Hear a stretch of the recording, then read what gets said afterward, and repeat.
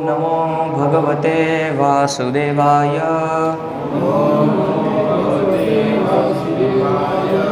ओम नमो भगवते वासुदेवाय। ओम नमो भगवते वासुदेवाय।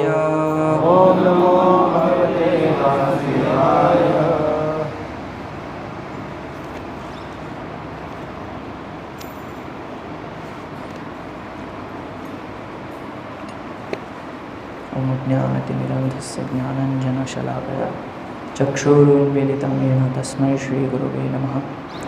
श्रीचैतन्यमनोभीष्टं स्थापितं येन भूतले स्वयं रूपः कदा मह्यं ददाति स्वपदान्तिकं। वन्देऽहं श्रीगुरो श्रीयुतः पदकमलं श्रीगुरुं वैष्णवांश्च श्रीरूपं साग्रजातं सहगणरघुनाथं वितान्तं सजीवं साद्वैतं सावधूतं परिजनसहितं कृष्णचैतन्यदेवं श्रीराधाकृष्णपादान् सहगणललिता श्रीविशाखान्वितांश्च।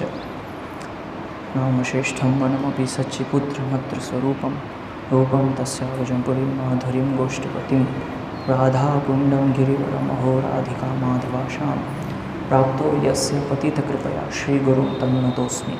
नमो विष्णुपादाय कृष्णपृष्ठाय भूतले श्रीमते भक्तिविकासस्वामिनिति नामिने। नमो विष्णुपादाय कृष्णपृष्ठाय भूतले श्रीमते भक्तिवेदान्तस्वामिनिति नामिने। नमस्ते सारस्वते देवे गौरवाणी प्रचारिणे निर्विशेषशून्यवादी पाश्चात्यदेशतारिणे।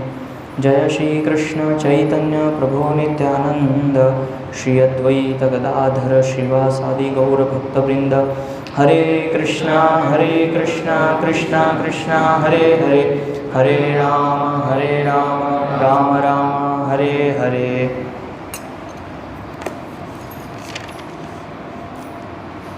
हरे कृष्ण। तो पिछली बार हमने चर्चा की थी वैष्णव सेवा के ऊपर, और फिर मैंने बताया था कि हम वैष्णव के जो गुण हैं 25 गुण जो हरिनाम चिंतामणि में श्रील भक्तिविनोद ठाकुर वर्णन करते हैं, तो उसके ऊपर चर्चा करेंगे। तो आज हम वो गुण क्या है उसके ऊपर थोड़ा विस्तृत रूप से चर्चा करेंगे। और उसको जानने से पहले हम ये समझेंगे कि जो अलग अलग वैष्णव अपराध शास्त्र में बताए हैं और श्रीमद् भागवतम में भी हमें उदाहरण प्राप्त होते हैं कि जहाँ पे वैष्णव के प्रति अपराध किया गया है, तो वो क्यों होता है उसको पहले हम समझेंगे। क्योंकि जब तक ये नहीं समझेंगे तो फिर हमें वैष्णव के जो सद्गुण हैं वो समझ में नहीं आएंगे। क्योंकि जिन्होंने वैष्णव अपराध किया है उनके अंदर वो गुण नहीं थे, उसकी वजह से वैष्णव अपराध वो कर बैठे थे। तो स्कंद पुराण में वर्णन आता है जो 6 प्रकार के वैष्णव अपराध बताएं, उसमें ये प्रमुख अपराध है। तो पता है किसी को 6 प्रमुख अपराध कौन से हैं? श्लोक अगर याद हो किसी को।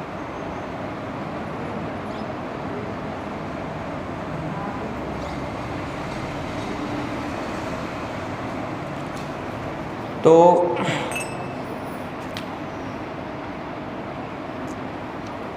हंति निंदति वै दृष्टि वैष्णवाभिनंदति क्रुध्यति याति न हर्षम दर्शने पतनानि षट। तो ये अलग अलग जो 6 अपराध हैं इसके ऊपर अलग अलग उदाहरण हम देख सकते हैं शास्त्र में कि किस प्रकार से किस व्यक्ति ने कौन सा अपराध किया। तो उससे हमें समझ में आएगा कि कहीं ये वैष्णव अपराध हमसे तो अनजाने में नहीं होते हैं। तो जब हम कृष्ण भक्ति में प्रगति करते हैं तो 2 लक्षण दिखाई देते हैं हमें। तो एक तो हमारा अज्ञानता खत्म होता है और दूसरा जो सद्गुण है वैष्णव के जो गुण हैं वो हमारे अंदर विकसित होने लगते हैं जब हम धीरे धीरे भक्ति में प्रगति करते हैं। अगर हम कृष्ण भक्ति में प्रगति कर रहे हैं और सद्गुण नहीं आ पा रहे हैं, इसका अर्थ यह है कि हम प्रगति नहीं कर पा रहे हैं। ये हम पता लगा सकते हैं। जो वैष्णव के जो गुण हैं 25 गुण, ये अगर हमारे अंदर वृद्धि नहीं हो रही इस गुणों की, इसका अर्थ है कि हम वहीं के वहीं हैं अभी। तो जैसे कि जब हम भोजन करते हैं तो एक तो शरीर में तुष्टि होती है, उससे संतुष्टि होती है, और दूसरी जो हमारी भूख है वो ख़त्म होती है। तो इसी प्रकार से जब हम कृष्ण भक्ति करते हैं, कृष्ण सेवा करते हैं, तो उससे हमारी अज्ञानता नाश होती है। बुद्धि में जो अलग अलग कचरा है, जो अनर्थ हैं, वो धीरे धीरे नष्ट होते हैं, और फिर हम सद्गुण लाने का प्रयास करते हैं, और हमारे अंदर जो वैष्णव के गुण हैं वो धीरे धीरे विकसित होने लगते हैं, अगर सही से हम प्रगति करते हैं तो। और गलती से भी हमसे अनजाने में ये अपराध होने लगते हैं, तो फिर वो भक्ति में वहीं पे वो बाधा उत्पन्न हो जाती है, वहाँ रुकावट आ जाती है, उसके आगे हम नहीं बढ़ पाते हैं। तो शास्त्र में वर्णन है कि जैसे जो ब्राह्मण है, तो ब्राह्मण अगर सत्य नहीं बोलता है, वो सत्य का पालन नहीं करता है, तो उससे उसका ब्राह्मणत्व का पतन हो जाता है। उसी प्रकार से एक स्त्री है, अगर वो पतिव्रता नहीं है, पति की सेवा में पूरी तरह से नियुक्त नहीं है, मन में दूषण है, पर पुरुष का मन में विचार करती है, तो उससे उसकी पवित्रता वो नष्ट हो जाती है। तो और उसकी वजह से घर में समस्या हो सकती है, परिवार में आपत्ति हो सकती है। तो उसी प्रकार से जैसे शास्त्र में 4 वर्ण हैं, ब्रह्मचारी, सन्यासी, गृहस्थ, वानप्रस्थ। तो जो सन्यासी और ब्रह्मचारी है, तो वो ब्रह्मचर्य का पालन करते हुए अगर किसी स्त्री के साथ संग करते हैं, या स्त्री के साथ संबंध बनाते हैं, या वार्तालाप करते हैं, या उनसे एकांत में बात करते हैं, तो उससे उनके सन्यास व्रत का पतन होता है। उसी प्रकार से जो वैष्णव हैं, अगर हम अपराध करते हैं और हमारे अंदर ये गुण नहीं आते, तो उससे हमारी वैष्णवता का जो सिद्धांत है वो ख़त्म हो जाता है, हम फिर वैष्णव नहीं रहते हैं उस समय। तो इसीलिए ब्राह्मण जो है और सन्यासी, वो सन्यास के समाज के लीडर हैं। उसी प्रकार से हम जो वैष्णव हैं, सभी जितने भी यहाँ पे वैष्णव हैं, हम समाज में रहते हैं, तो हम सभी का एक विशेष कर्तव्य है, एक विशेष जिम्मेदारी है। तो एक तरह से हम सभी लीडर हैं। हम अपने आचरण से, अपने व्यवहार से और अपने कर्म से लोगों को सिखाते हैं। अगर उसमें थोड़ी सी भी त्रुटि आ जाती है, तो उससे सब नाश हो जाता है। तो इसीलिए ये पहले हमें समझना चाहिए कि वो अपराध कौन से हैं। तो सबसे पहले आता है वैष्णव की हत्या करना, हंती। तो वैष्णव की हत्या करने का जो वृत्तांत है वो श्रीमद् भागवतम में आता है कि जब इंद्रदेव ने वृत्रासुर का वध किया, तो उनको मानसरोवर में 1000 वर्षों तक छुप के तपस्या करनी पड़ी, और फिर उनको श्राप मिला। और वो हम जानते हैं कि कैसे वो श्राप की वजह से जो स्त्री है, पेड़ है, ऐसे अलग अलग जगह उन्होंने अपने पाप को विभाजित किया। तो ये तो बहुत ही स्थूल अपराध है जो हमें दिखता है कि वैष्णव की हत्या कर देना, तो एक सबसे बड़ा अपराध है, और ये महापातक कहलाता है शास्त्र में। तो ये सामान्यतः तो हम नहीं करेंगे, लेकिन इसको भी एक प्रकार का अपराध बताया गया है। फिर दूसरा है वैष्णव की निंदा करने वाला, निंदती, जो निंदा करता है। तो दुर्वासा मुनि जो थे वो निर्विशेष निराकार को मानते थे, और विष्णु जी के पास वो गए थे जब उन्होंने अम्बरीश महाराज का अपमान किया और उनको अपशब्द बोले, अपमानित किया। तो अपने आप को बचाने के लिए वो विष्णु के पास गए। तब फिर भगवान विष्णु ने एक वैष्णव भक्त की क्या महत्वता है उसके बारे में दुर्वासा मुनि को ज्ञान दिया। तो उन्होंने बहुत कुछ शब्द अपशब्द बोले थे अम्बरीश महाराज को कि ये भक्त नहीं है, अपने आप को स्वामी मानता है और ढोंग करता है, और मुझे पानी देने से पहले ही इसने सब भोजन कर लिया। तो ऐसे बहुत अपशब्द श्रीमद् भागवतम में वर्णन आता है कि उन्होंने अम्बरीश महाराज का बहुत ही स्थूल रूप से अपमान किया और कह रहे थे कि ये धार्मिक व्यक्ति नहीं है, धर्मों के नियमों का उल्लंघन किया है इसने। तो इसीलिए ये जो अपराध है ये भी स्थूल है। ये दिख जाता है कि अगर हम किसी वैष्णव की निंदा करते हैं तो उससे हम अज्ञान हमारा ख़त्म नहीं होगा बल्कि अज्ञान और बढ़ेगा।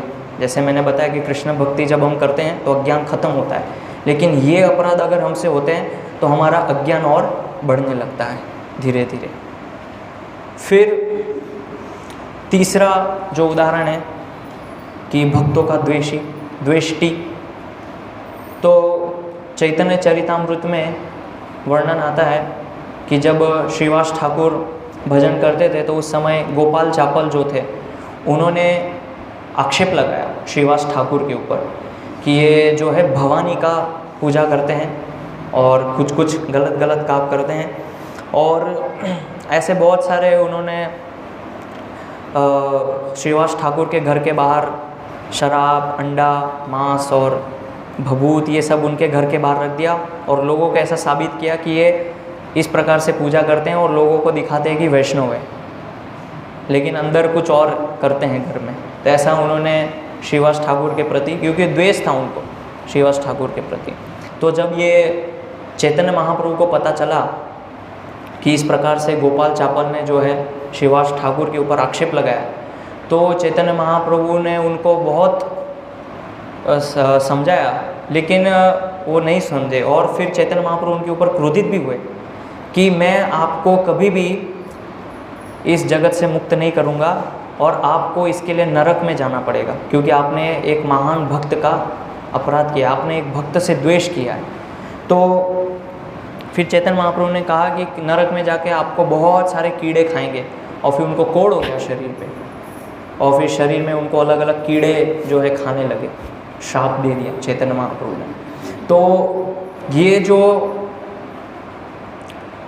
यहाँ पे वर्णन है कि गोपाल चापल ने जिस प्रकार आक्षेप लगाया, तो इस प्रकार से हमें भी देखना चाहिए कि अगर, क्योंकि सामान्यतः बद्ध जीव की एक त्रुटि है कि कोई भी चीज़ को देखता है तो सबसे पहले उसके अंदर गलत विचार पहले आता है, सही विचार बहुत बाद में आता है, क्योंकि हम इस जगत में हैं और ये जगत जो है आध्यात्मिक का विकृत प्रतिबिंब है, तो हमारे अंदर विकृतियाँ ज़्यादा है। जैसे कोई भक्त को देखते हैं तो तुरंत आक्षेप लगा देते हैं, देखिए इन्होंने ऐसा किया, ये ऐसा कर रहे हैं। तो हर एक भक्त के ऊपर टीका या आक्षेप करने से पहले हमें पहले 100 बार विचार करना चाहिए क्या वो सत्य है या नहीं। तो उसका परिणाम जो है ये होगा कि चैतन्य महाप्रभु उस भक्ति में जो हमारी प्रगति उसको रोक देंगे, हमको आगे नहीं बढ़ने देंगे, हमारी भक्ति लता आगे नहीं बढ़ पाएगी। तो इसका एक सामान्य उदाहरण जैसे दूँ, जैसे उदाहरण के लिए मान लीजिए कि कोई भक्त जो हैं प्रचार करते करते संकीर्तन में हैं और पान की दुकान पे खड़े हो गए, तो एक भक्त ने देखा और उन्होंने तुरंत आक्षेप लगाया, देखिए प्रभु जी वहाँ पे खड़े कुछ तो कर रहे होंगे, क्या कर रहे होंगे। लेकिन ये विचार हमको नहीं आया कि हो सकता है पुस्तक दे रहे हो या उनको समझा रहे हो, लेकिन सबसे पहले हमारे अंदर क्या आता है, गलत विचार आता है, और फिर हम उस भक्त के ऊपर आक्षेप लगाते हैं अलग अलग स्तर से। ऐसे हर स्तर पे हो सकता है। तो इसलिए ये अपराध सामान्यतः हमसे होते रहते हैं। ये जो ऊपर के जो मैंने बताया कि जैसे वैष्णव की हत्या करना, ये तो नहीं हो पाएगा।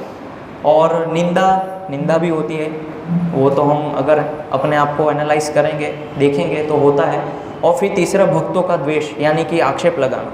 तो जिस प्रकार से गोपाल चापल ने श्रीवास ठाकुर के ऊपर आक्षेप लगाया, तो उस प्रकार से हमें भी बहुत सतर्क और सावधान रहना चाहिए कि अगर हमारी दृष्टि में कुछ ऐसा हमें गलत दिख रहा है तो सबसे पहले हमें उस पर विचार करना चाहिए कि ऐसा क्यों है।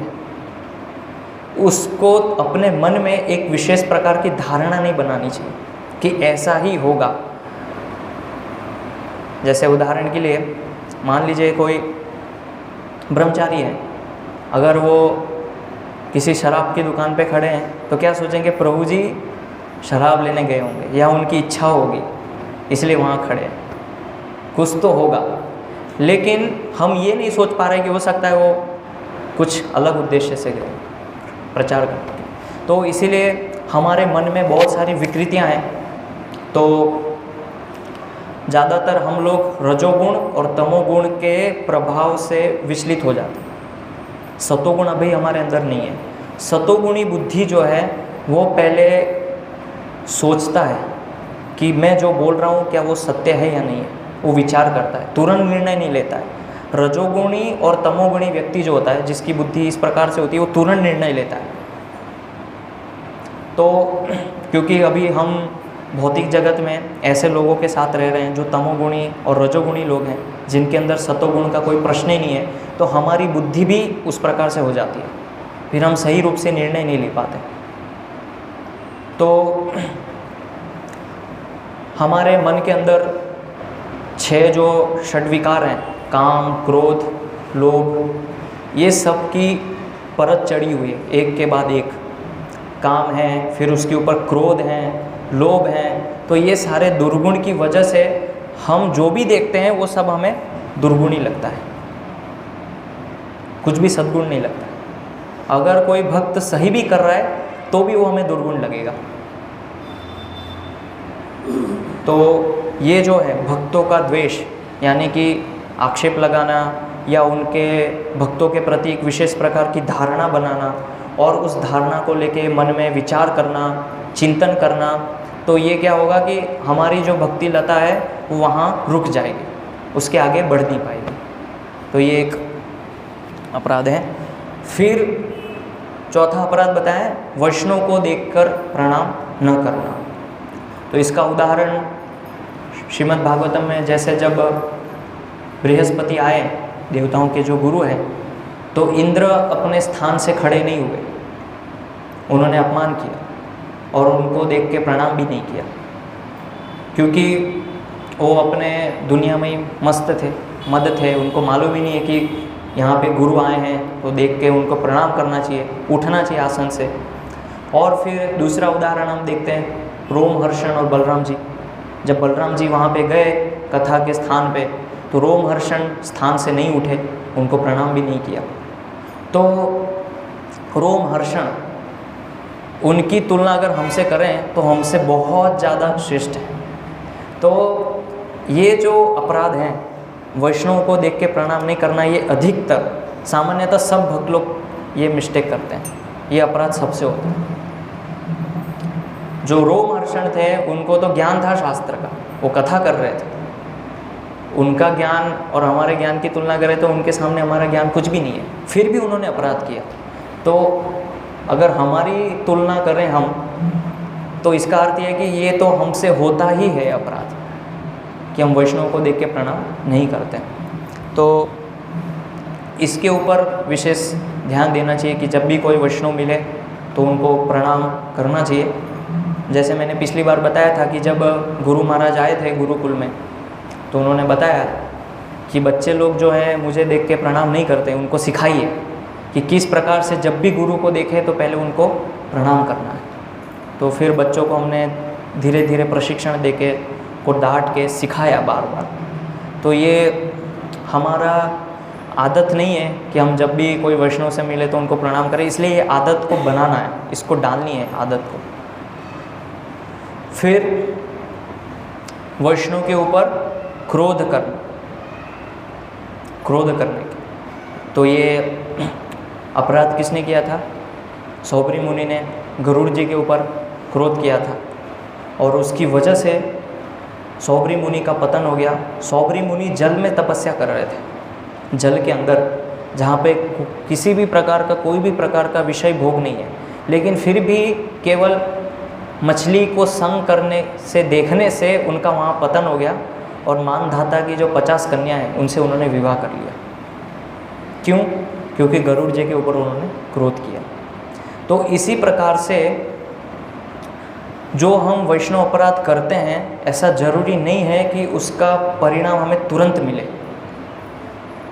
तुरंत नहीं मिले। कई कई सालों के बाद वो परिणाम बाहर निकलने लगते हैं धीरे धीरे। ऐसा नहीं कि आपने आज वैष्णव अपराध किया तुरंत आपको उसका परिणाम सामने दिख गया। तो जो यहाँ पे सौबरी मुनि हैं, उन्होंने गरुड़ जी का अपमान किया, उनके ऊपर क्रोध किया। तो क्रोध करना गलत नहीं है। तो शास्त्र में जैसे वर्णन है, क्रोध भक्त द्वेषी जने काम कृष्ण कर्माणपणे लोभ यदि भक्त संग। ये अगर लोभ है तो भक्तों का संग करने में लोभ होना चाहिए। अगर काम है, इच्छा है, तो उसको कृष्ण कर्म के लिए उस काम इच्छा को लगाना चाहिए। काम कृष्ण कर्मार्पण। क्रोध भक्त द्वेषी जन है, जो भक्तों के द्वेषी हैं, भक्तों से जो द्वेष करते हैं उनके प्रति क्रोध करना चाहिए, भक्तों के ऊपर क्रोध नहीं करना चाहिए। फिर वैष्णव को देखकर प्रसन्न न होना। तो इसका वर्णन जो है चैतन्य चरितामृत में आता है कि जब रूप गोस्वामी भगवान की लीलाओं का स्मरण कर रहे थे, तो स्मरण करते करते वहाँ से एक व्यक्ति गुजरे, कृष्णदास। तो जब वो वहाँ से गुजर रहे थे तो रूप गोस्वामी ने कुछ प्रतिक्रिया नहीं दी उनको देख। वो अपने लीला में बहुत ही मग्न थे, भगवान की लीला स्मरण कर रहे थे। लेकिन जैसे ही वो चले गए तो उनकी लीला अदृश्य हो गई आँखों से। तो फिर उन्होंने विचार किया, चिंतन किया कि भगवान की लीलाएं एकदम से अदृश्य क्यों हो गई। तो फिर ये पता लगाने के लिए कि कौन ऐसा वैष्णव है जिनके प्रति मैंने अपराध किया है, ये पता लगाने के लिए उन्होंने सभी वैष्णव को भोजन करवाया, वैष्णव भोज करवाया। और उस वैष्णव भोज में ये जो कृष्णदास थे वो वहाँ पे उपस्थित नहीं थे। फिर रूप गोस्वामी समझ गए कि इनके प्रति जरूर अपराध हुआ है। तो रूप गोस्वामी उनके पास गए और उनके चरणों में गिर के उनसे माफ़ी मांगी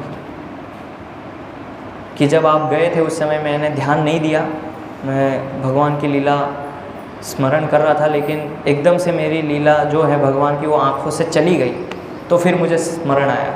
तो इस प्रकार से उन्होंने उनसे क्षमा याचना मांगी। तो इस प्रकार से अगर हम वैष्णवों को देख के प्रसन्न नहीं होते तो भी एक विशेष प्रकार का अपराध है कि जब भी हम वैष्णव को देखें तो प्रसन्नता होनी चाहिए। तो श्रील प्रभुपाद जी बताते हैं कि वैष्णव कौन है। तो वैष्णव अर्थात जिनको देख के हमें भगवान श्री कृष्ण का स्मरण हो जाए, वो वैष्णव। जैसे यहाँ पे हम जितने भी लोग हैं तो हम सर पे तिलक करते हैं, कंठी माला पहनते हैं, गले में माला है, तो देख के तुरंत श्री कृष्ण का स्मरण आता है। या जो बाहर के लोग हैं उनको स्मरण आता है, ये कृष्ण भक्त है, ये विष्णु भक्त हैं। तो ये जब हमें स्मरण आता है तो वो स्मरण करने से धीरे धीरे हम भगवान के निकट जाते हैं और भगवान के प्रति भाव जागृत होता है वैष्णव को देखने से।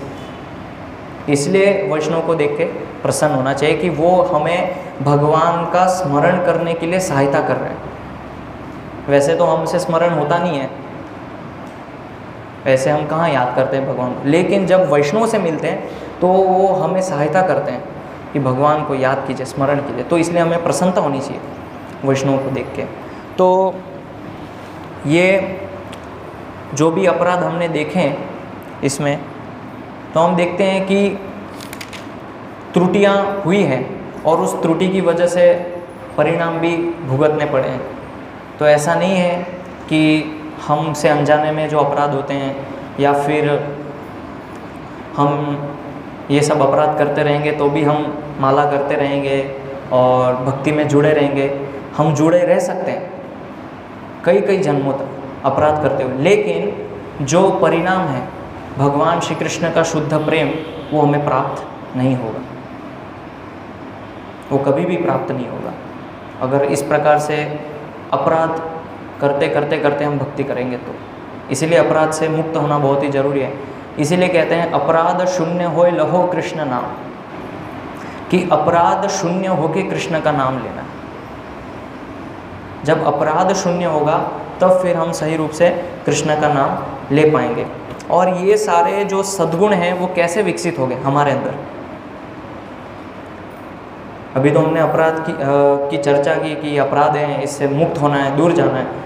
तो ये कैसे संभव है कि अपराध से मुक्त हो जाए और जो सद्गुण है वो हमारे अंदर विकसित हो। तो इसके लिए जैसे कि श्रील भक्ति विनोद ठाकुर हैं, उन्होंने भजन लिखा है, गुरुदेव कृपा बिंदु दिया करो ए दाशे ऋण बेकाहति ही न। तो उसमें भक्ति विनोद ठाकुर कहते हैं कि सकल सहने बल दिया करो निज माने स्पृह ही न। भक्ति विनोद ठाकुर जो हैं वो याचना कर रहे हैं अपने गुरु से, निवेदन कर रहे हैं कि मुझे शक्ति दीजिए कि मैं सारी चीज़ों को सहन कर पाऊँ। सकल सहने बल दीजिए, बल दिया करो। और फिर आगे वो कहते हैं कि सकल सम्मान करिते शक्ति, कि मैं सबका सम्मान कर पाऊँ ऐसी शक्ति मुझे दीजिए। ये भक्ति विनोद ठाकुर इस प्रकार के भजन क्यों गा रहे हैं? उनको ये सब गाने की क्या आवश्यकता है? भक्ति विनोद ठाकुर ये भजन गा के हमें सिखा रहे हैं कि हमें किस प्रकार से वैष्णव के प्रति प्रार्थना करनी चाहिए या गुरु से किस प्रकार से निवेदन करना चाहिए। ये गुण अपने आप नहीं आएंगे, स्वतः विकसित नहीं होंगे। गुरु की कृपा से और उनकी सहायता से, वैष्णव की सहायता से ये गुण हमारे अंदर प्रकट होंगे। तो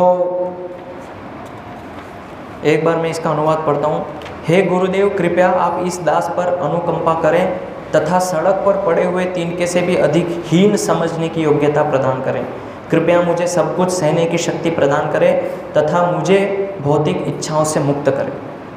कृपया मुझे शक्ति प्रदान करें कि मैं सबको सम्मान प्रदान कर सकूं। इस प्रकार मैं आनंदपूर्वक भगवान हरि के पवित्र नाम का जप कर सकूंगा तथा मेरे अपराध शून्य हो जाएंगे। कब मेरा जीवन आपकी कृपा प्राप्त करके सफल हो पाएगा? मैं शक्ति एवं बुद्धि से हीन हूँ, मैं एक पतित जीव हूँ, अतएव कृपया मुझे अपना दास स्वीकार करें। मुझ में कोई भी योग्यता नहीं है, आपकी कृपा ही मेरी एकमात्र संपत्ति है। यदि आपने मुझ पर करुणा नहीं की तो मैं रोते रोते अपने जीवन का अंत कर दूंगा। तो भक्ति विनोद ठाकुर कह रहे हैं, करुणा ना होइले कांदिया कांदिया प्राण ना राखी वो आर। करुणा ना होइले, कि अगर आपकी करुणा नहीं हुई तो मैं रोते रोते अपने प्राणों को त्याग दूंगा। इस प्रकार की भावना हमारे अंदर होनी चाहिए। अभी हम वो स्तर पे नहीं है जिस प्रकार भक्ति विनोद ठाकुर यहाँ पे कह रहे हैं कि अगर आपकी करुणा नहीं होगी तो मैं प्राण त्याग दूंगा। अभी वो स्तर पे हम नहीं है, लेकिन धीरे धीरे ये प्रार्थना करने से, गुरु से ऐसा निवेदन करने से ये भाव हमारे अंदर विकसित हो सकता है। तो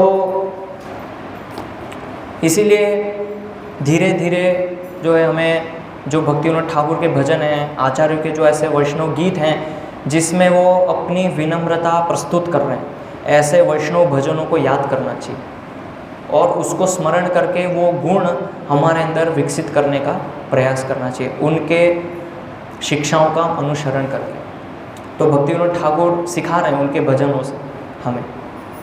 तो इसीलिए फिर भक्ति विनोद ठाकुर ने जो है हरिनाम चिंतामणि के अंदर भक्तों के जो वैष्णव के जो गुण हैं उसका वर्णन दिया है कि कोई भी चीज़ उसके लक्षण से पता चलती है कि वो चीज़ क्या है। अगर वो लक्षण उसमें नहीं दिखाई देंगे तो हमें पता नहीं चलेगा। जैसे कोरोना है किसी व्यक्ति को तो उसके कुछ लक्षण होते हैं, ये है कि इसको बुखार आएगा, कमज़ोर हो जाएगा शरीर, और जो है खाने में कुछ रुचि नहीं है, तो इससे हम समझ सकते हैं कि कोरोना हो गया इस व्यक्ति को। उसी प्रकार से जो वैष्णव हैं उसके अंदर अगर ये गुण हम देख रहे हैं तो इससे पता लगा सकते हैं कि ये वैष्णव है। अगर वो गुण नहीं दिख रहे हैं तो इसका मतलब कि वो वैष्णव के भेष में कुछ और है, वैष्णव नहीं है लेकिन कुछ और ही है वो वैष्णव के रूप में। जैसे मैंने उदाहरण दिया था कि जैसे रावण है तो रावण ब्राह्मण का रूप लेके आए थे, लेकिन वास्तव में वो था असुर, क्योंकि सीता का अपहरण करने के लिए आए थे। वो हमें लग रहा है कि बाहर से वो ब्राह्मण है, भिक्षा लेने आए हैं, लेकिन है असुर। तो इसी प्रकार से ये गुण से हम पता लगा सकते हैं कि कौन वैष्णव है। तो उसमें सबसे पहला गुण आता है दयालु, कि भक्त जो है वो सबके प्रति दयालु होते हैं। इसीलिए भजन है परम करुणा पहो द्विज, कि जो नित्यानंद प्रभु चैतन्य महाप्रभु क्या है, परम करुणामयी है। वो दूसरे के ऊपर करुणा करने के लिए इस जगत में आए थे। तो चैतन्य महाप्रभु और नित्यानंद प्रभु हमें सिखा रहे हैं। तो नित्यानंद प्रभु के ऊपर जब जगाई मघाई ने प्रहार किया तो उन्होंने प्रतिकार नहीं किया, प्रतिशोध नहीं किया उसका। तो ये हम उनके आचरण से सीख सकते हैं कि नित्यानंद प्रभु जो है कितने दयालु हैं, कि उन्होंने प्रयास किया उनको प्रचार करने का, समझाने का प्रयास किया, लेकिन उसके बावजूद परिणाम क्या हुआ कि उन्होंने उनके ऊपर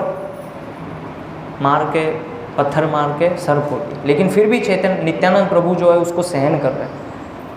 तो ये भक्त का पहला लक्षण है वैष्णव का, दयालु होना, कि कोई भी अवस्था हो, कैसी भी परिस्थिति हो, हमारे साथ कुछ भी हो, लेकिन हमेशा दूसरों का कल्याण करना, दूसरों के प्रति दयालुता दिखाना, ये एक सबसे बड़ा लक्षण है।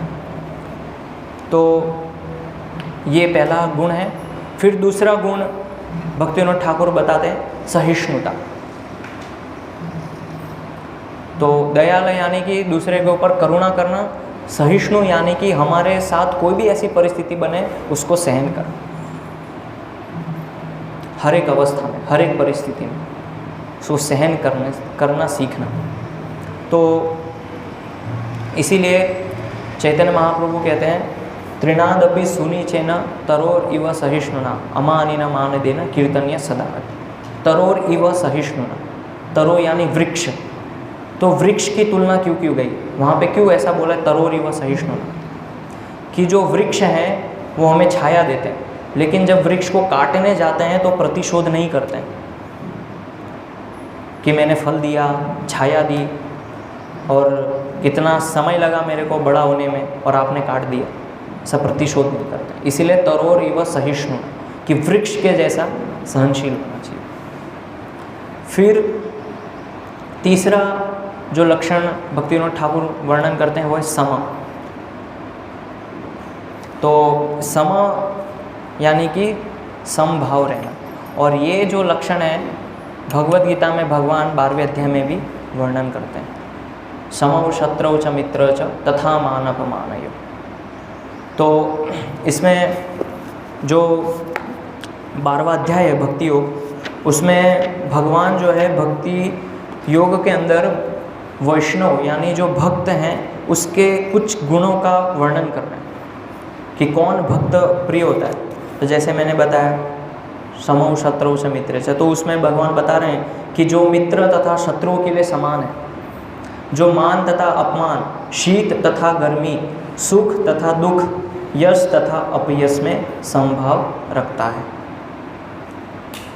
जो दूषित संगति से सदैव मुक्त रहता है। तो यहाँ पे क्या बताया, जो मान तथा अपमान, शीत तथा गर्मी, उसमें संभाव रहता है।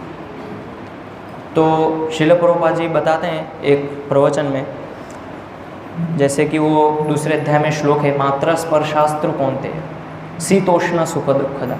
तो उसमें प्रभुपाद बताते हैं कि जैसे एक माता है, तो माता अपने परिवार के प्रति प्रेमवश कैसी भी परिस्थिति हो, लेकिन वो रसोई घर में जाके अपने पुत्र के लिए, परिवार के लिए प्रेमवश खाना पकाती है। उसको ये फर्क नहीं पड़ता कि अभी गर्मी है, बहुत गर्मी है तो अब मैं बंद कर दूँगी भोजन पकाना, बाहर से बुलवाएंगे, या अभी बहुत ठंडी लग रही है तो अभी सो जाते हैं, खाना नहीं पकाएंगे।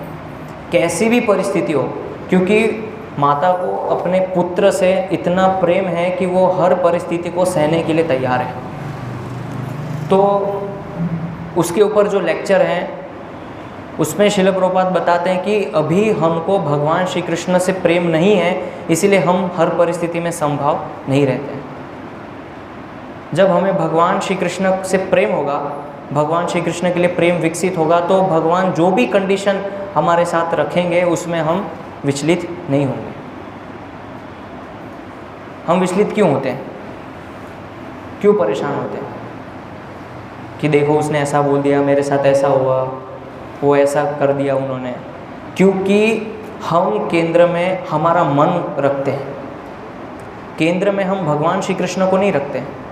जब केंद्र में हम भगवान श्री कृष्ण को रखेंगे तो हम सोचेंगे ओके ये भगवान कृष्ण की इच्छा थी, भगवान कृष्ण ऐसा चाह रहे थे इसीलिए ऐसा हुआ। लेकिन जब हम अपने आप को केंद्र में रखते हैं, हमारे मन को केंद्र में रखते हैं, तब फिर परेशानी आती है कि मेरे साथ ऐसा हुआ, मुझे ऐसा बोला, मेरे ऊपर क्रोध किया। क्यों? क्योंकि हम अपने आप को श्रेष्ठ समझते हैं, हम अपने आप को बीच के सेंटर पॉइंट समझते हैं कि मैं यहाँ पे सेंटर पॉइंट हूँ, कृष्ण नहीं है।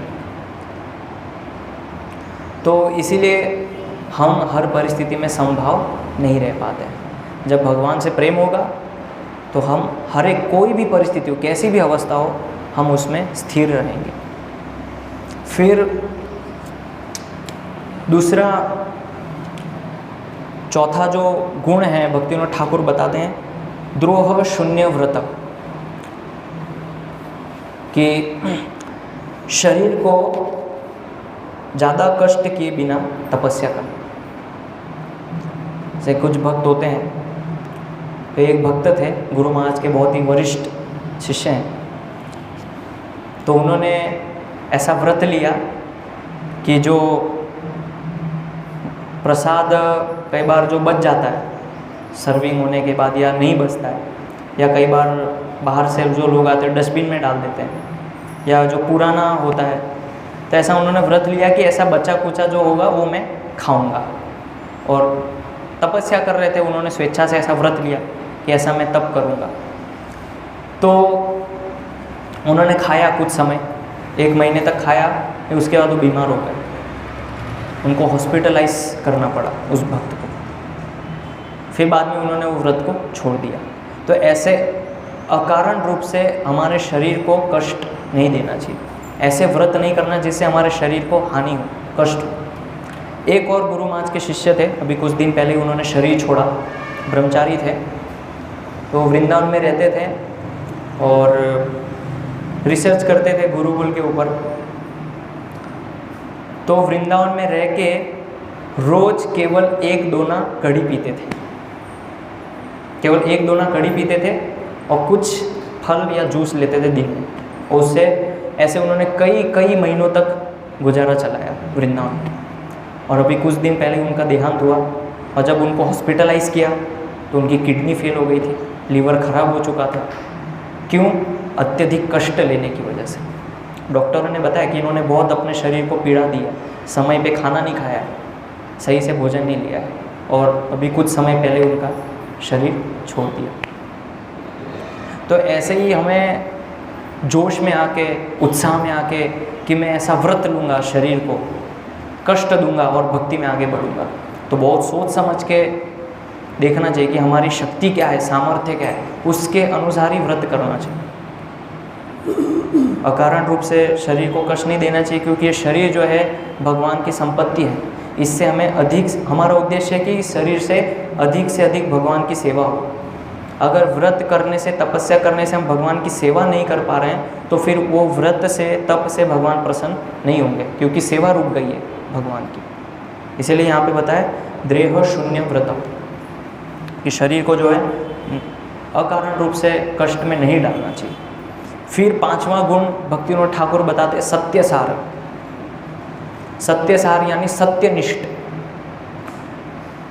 तो सत्यनिष्ठ यानी कि कैसी भी अवस्था हो, कोई भी परिस्थिति हो, वो सत्य को ही अंगीकार करता है और सत्य का ही प्रचार करता है। सभी बहुत सारी जगह इस्कॉन में अलग अलग प्रचार करते हैं, ऐसा नहीं, इस प्रकार से घुमा फिरा के बताते हैं।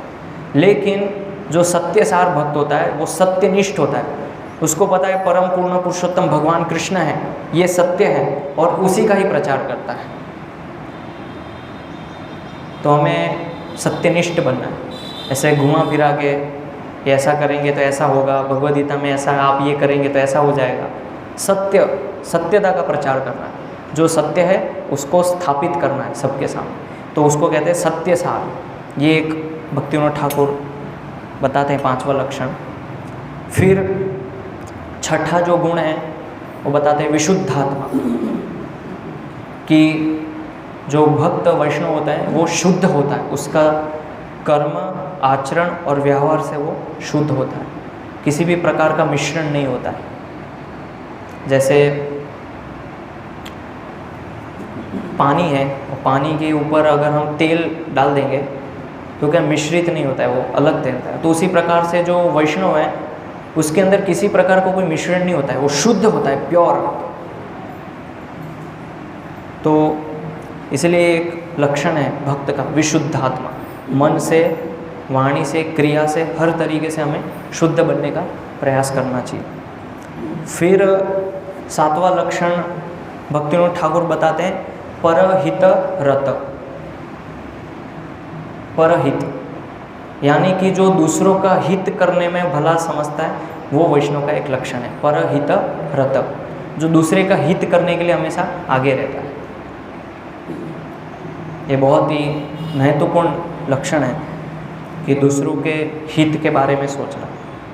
सामान्यतः सभी भक्त जो हैं वो अपने खुद के हित के बारे में सोचते हैं।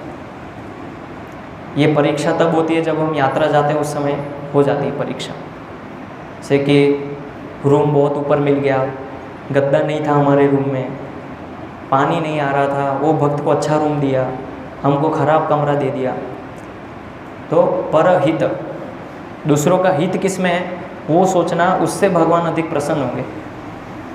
भगवान इससे प्रसन्न नहीं होंगे कि आपके अंदर ये भावना है कि मुझे अच्छा कमरा मिले, अच्छी सुविधा हो, उससे भगवान प्रसन्न नहीं होंगे। ये भावना देख के प्रसन्न होंगे कि आप दूसरों का हित करने के लिए कितना रत है, इसलिए बोला गया परहित रत। फिर कामे अक्षुभित बुद्धि ही, ये एक लक्षण है 8वां, कि काम रहित बुद्धि। अलग अलग जो कामनाएं, इच्छाएं होती है, ये संसार में जो अलग अलग संसाधन हैं या जो विषय हैं, उसको भोग करने की या इसको एंजॉय करने की जो कामना है, उससे वो रहित होता है। तो काम रहित बुद्धि, कामे अक्षुभित बुद्धि, ये एक लक्षण है। फिर 9वां लक्षण है दंत। दंत यानी नियंत्रित, उसका मन नियंत्रित होता है, इंद्रियां नियंत्रित होती हैं और हर तरीके से उसका लाइफ जो है डिसिप्लिन होता है, नियंत्रित होता है, शास्त्रों के वचन के द्वारा, गुरु के आदेशों के द्वारा, और जो नियम बताए गए गुरु ने उसके द्वारा उसका जीवन नियंत्रित होता है। तो हम देखते हैं कि बहुत सारे भक्त लोग सामान्यतः प्रश्न पूछते हैं कि जप करने में मन नहीं लगता है, या पढ़ाई करने बैठते तो मन भागने लगता है, मन नहीं है करने के लिए, चाहते हैं लेकिन मन नहीं लगता है। तो ये प्रश्न क्यों होता है? क्योंकि मन नियंत्रित नहीं है, और मन को नियंत्रित करने के लिए सबसे पहले हमें अपने आप को नियमबद्ध करना पड़ेगा, नियमबद्धता लानी पड़ेगी, डिसिप्लिन, अनुशासन, कि ये समय पे ये करना है, ये मुझे करना है। और उसमें सबसे पहले अपनी इंद्रियों को वश में करना है। जब इंद्रियां वश में होगी तो फिर मन नियंत्रित करेंगे, और मन नियंत्रित होगा तो बुद्धि नियंत्रित होगी। अभी मन नियंत्रित नहीं है, मन अशांत है, तो जो हम सेवा कार्य करते हैं उसमें भी अशांतियाँ होती है, शांत मन से नहीं हो पाती है, क्योंकि बुद्धि नियंत्रित नहीं है। तो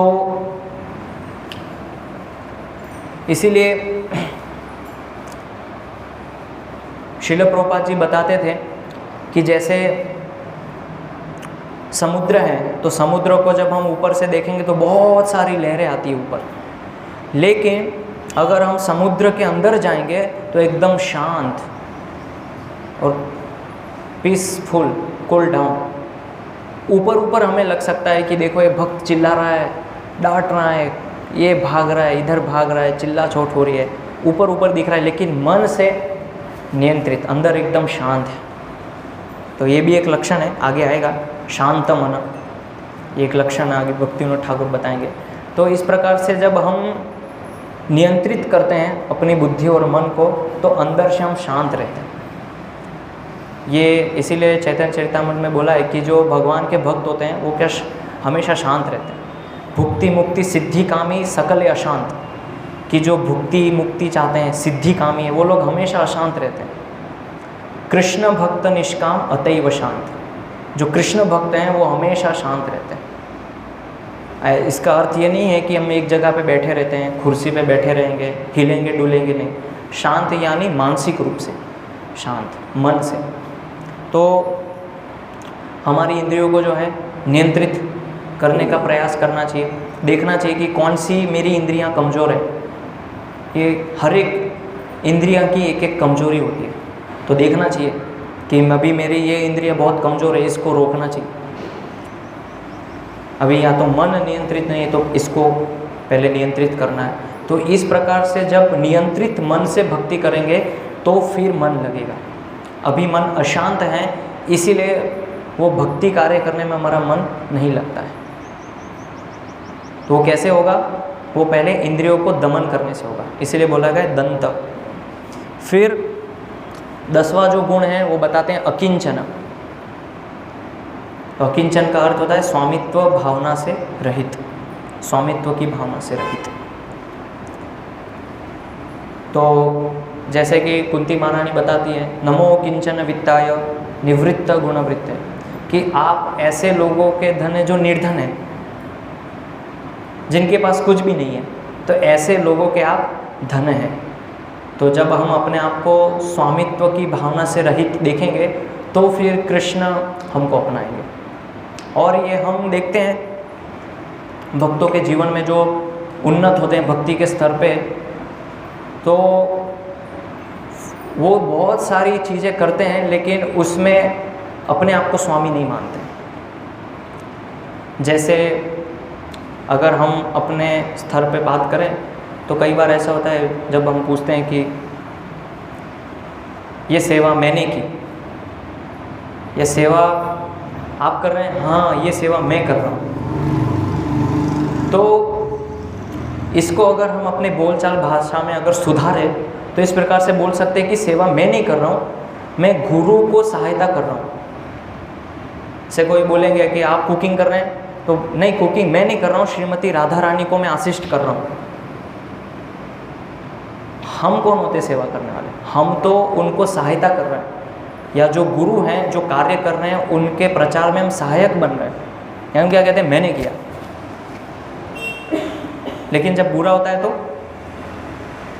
वो प्रभु जी नहीं आए थे, ऐसा नहीं हुआ इसलिए वो गलती हो गई, उसमें क्यों नहीं बोलते कि मैंने किया, गलती मैंने की या मेरी वजह से हुआ। भगवान क्या कहते हैं, मया दक्षिण प्रकृति, कि ये जो प्रकृति है मेरी अध्यक्षता में चलती है। और हम क्या बोलते हैं कि सेवा तो मैं ही देख रहा हूँ, वो सेवा मैं ही देख रहा हूँ, यानी कि सेवा मेरी अध्यक्षता में चल रही है। ये पूरा जगत भगवान कृष्ण की अध्यक्षता में, ये जो सेवा यहाँ पे हो रही है वो भी कृष्ण की अध्यक्षता में हो रही है। या जो हम उत्सव मनाते हैं उसमें अलग अलग भक्त लोग जो सेवाएं करते हैं, वो सारी चीज़ भगवान कृष्ण की अध्यक्षता में होती है। अगर हम इस प्रकार से भावना रख रहे हैं, इसका मतलब कि हम कृष्ण को अपनी अध्यक्षता में ला रहे हैं, क्योंकि कृष्ण और कृष्ण की सेवा अलग नहीं है। कृष्ण और कृष्ण का नाम, कृष्ण की सेवा अलग नहीं है। अगर हम ऐसा कह रहे हैं कि हाँ वो मैंने किया है, मैंने देखा है, इसका मतलब हम अपने आप को स्वामी समझ रहे हैं। इसलिए भगवान कहते हैं कि मया दक्षिण प्रकृति, ये पूरी जगत पूरी प्रकृति मेरी अध्यक्षता में काम करती है, तो कृष्ण स्वामी है। तो अगर हम इसको इस प्रकार से बोले वो ज़्यादा सही रहेगा, उचित रहेगा कि हम प्रभुपाद या गुरु की सहायता कर रहे हैं, मेरा योगदान दे रहा हूँ मैं इसमें। या फिर बोल सकते हैं कि गुरु ने मुझे सौभाग्यशाली समझा कि उन्होंने मुझे सेवा प्रदान की और मैं मेरा प्रयास कर रहा हूँ। तो हमारे बोलचाल से ही वो हमारे व्यवहार में आएगा, हमारे आचरण में आएगा, तब हम उसके ऊपर चिंतन कर पाएंगे। तो अगर जिस प्रकार हम बोल रहे हैं उस प्रकार से हम सोचेंगे भी, और हम बोलेंगे कि हाँ मैं कर रहा हूँ सेवा, मेरी वजह से हो रही है, मैं नहीं आऊँगा तो कैसे होगी, तो इसका अर्थ है कि हम मन में भी फिर वहीं सोचेंगे। तो इसीलिए स्वामित्व की भावना से रहे। तो कई बार ऐसा होता है कि जो बहुत उन्नत स्तर पे होते हैं भक्त लोग, जैसे एक उदाहरण है जैसे सव्यसाची प्रभु हैं या गुरु महाराज हैं, तो कई बार वो अपनी चीज़ों का बहुत ध्यान रखते हैं। ऐसा लगता है कि ये आसक्त है बहुत चीज़ों से, लेकिन वो वास्तव में उनके अंदर वो स्वामित्व भावना नहीं है। वो हमें सिखाते हैं कि कृष्ण की वस्तुओं का किस प्रकार से ध्यान रखा जाए, कि ये मेरी वस्तु है, मेरी वस्तु को क्यों छुआ आपने।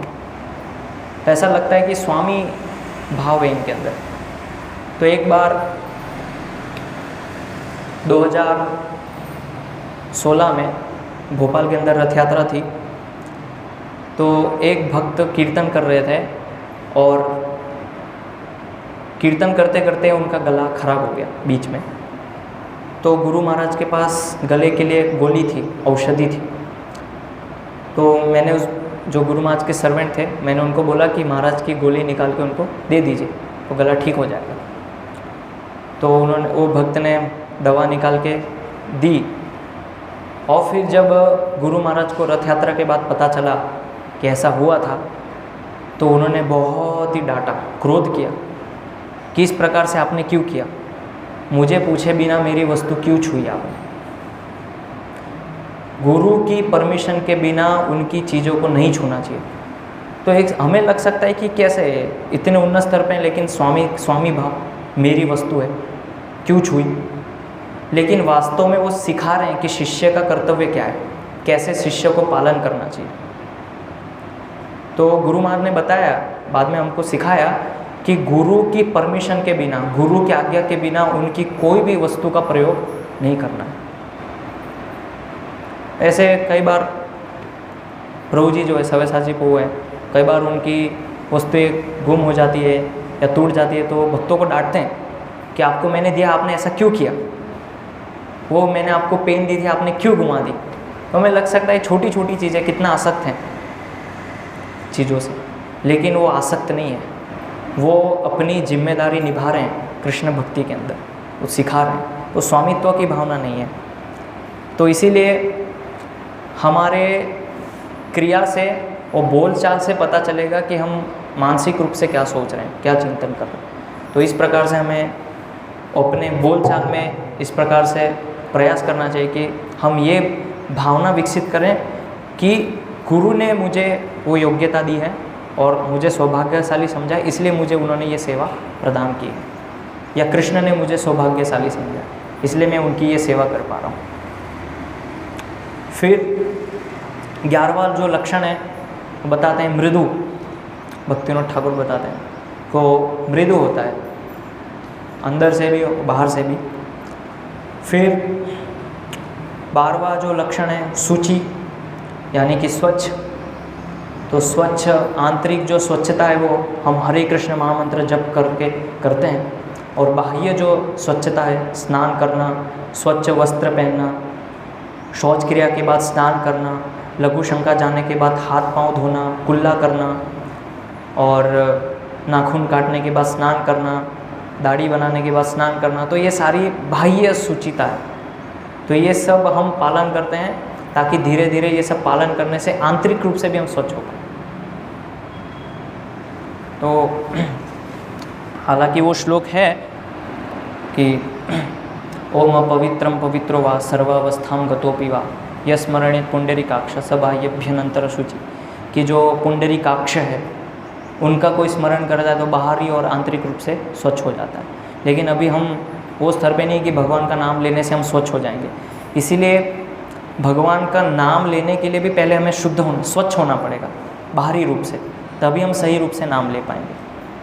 तो जैसे आप अनुभव कीजिए कि जब आप बिस्तर से उठ के अगर हरि नाम जप करने लगेंगे तो आपको नींद आएगी, आप सही से नाम जप नहीं कर पाएंगे। पढ़ाई करने लगेंगे तो सो जाएंगे, पढ़ नहीं पाएंगे। क्यों? क्योंकि तमोगुण है। लेकिन उसके विपरीत हम स्नान करके स्वच्छ वस्त्र पहन के नाम जप करते हैं, पढ़ाई करते हैं, अध्ययन करते हैं तो मन लगता है। क्यों? क्योंकि बाहरी रूप से अभी हम स्वच्छ हैं। तो जब बाहरी स्वच्छता पालन करते हैं तो फिर भगवान के कार्य में मन लगता है, और फिर जब वो भगवान का नाम लेते हैं तो उससे हमारी आंतरिक स्वच्छता होने लगती है धीरे धीरे।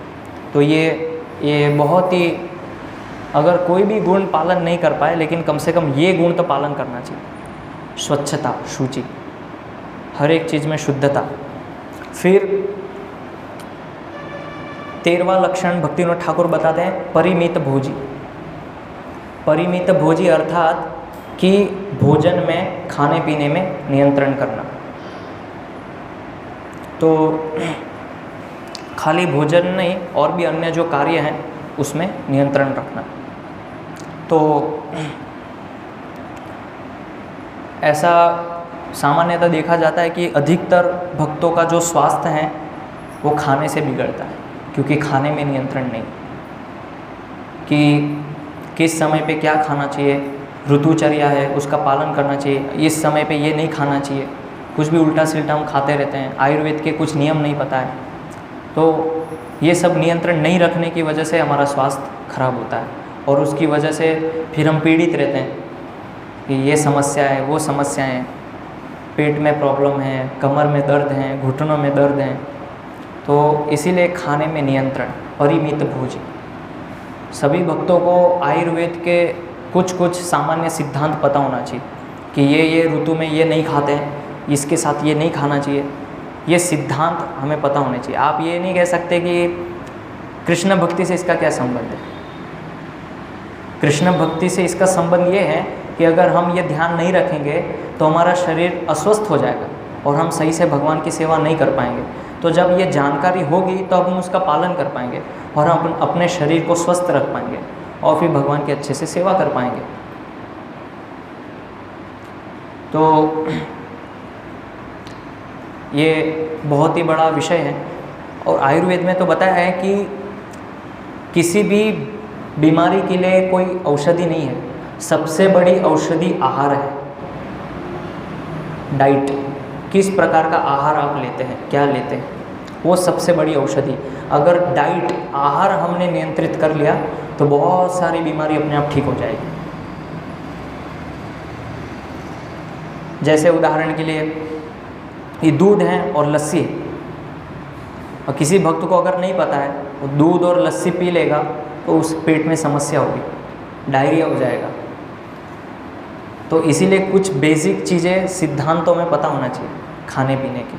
तो इसीलिए यहाँ पे भक्तिविनोद ठाकुर कहते हैं कि नियंत्रण होना चाहिए खाने में, क्या खाना है क्या नहीं खाना है, मेरे शरीर के लिए क्या सुविधाजनक है क्या असुविधाजनक है, पता होना चाहिए कि इससे मुझे नुकसान होता है, ये खाऊंगा तो मैं शरीर से सही से भगवान की सेवा नहीं कर पाऊंगा, ये सब पता होना चाहिए।